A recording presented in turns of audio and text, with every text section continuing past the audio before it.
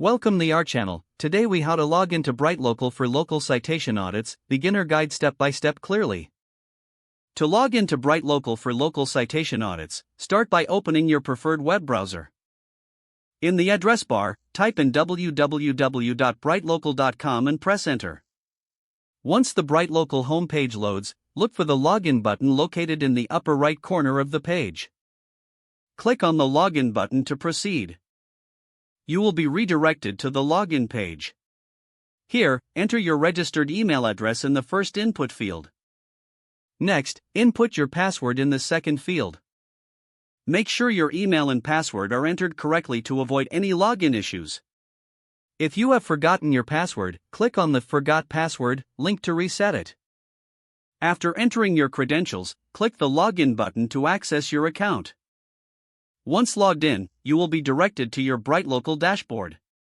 From the dashboard, locate the Citation Tracker option in the navigation menu.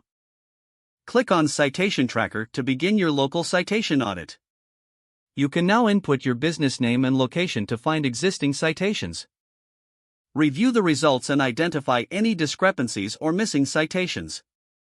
Utilize the tools provided to manage and update your citations effectively.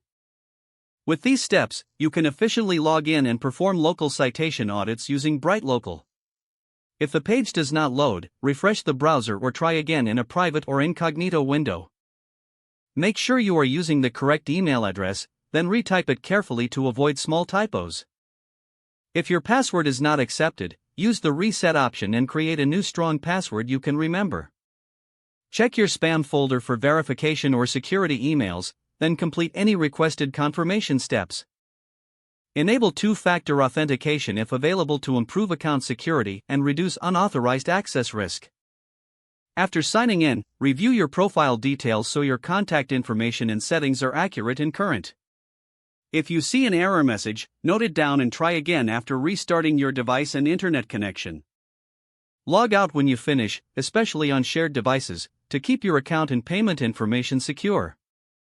If the page does not load, refresh the browser or try again in a private or incognito window. Make sure you are using the correct email address, then retype it carefully to avoid small typos. If your password is not accepted, use the reset option and create a new strong password you can remember. Don't forget to like this video and subscribe to our channel for more step-by-step tech guides.